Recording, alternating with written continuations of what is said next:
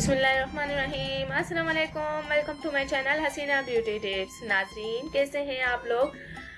आज जो मैं आपके लिए वीडियो लेकर आई हूँ वो गले के मुतालिक है। नेक के डिज़ाइन में आपके लिए बहुत ही अच्छे से लेकर आई हूँ। नाजरीन, मेरे चैनल पर आपको हर तरह की वीडियो मिलेगी, हेल्थ टिप, ब्यूटी टिप्स और फैशन से रिलेटेड। आजकल जो मेरा वर्क है वो फैशन के ऊपर है। फैशन के ऊपर मैं आपके लिए बहुत ही अच्छी सी वीडियोस बना रही हूँ। अगर आपको पसंद आती है तो ज़रूर फीडबैक दीजिएगा और कमेंट्स में ज़रूर लिखिएगा। अगर आपको अच्छी लगती है तो मुझे कमेंट्स में लिखा करें ताकि मेरी हौसला अफजाई हो और मैं आपके लिए बहुत ही अच्छी सी वीडियोस बना सकूं।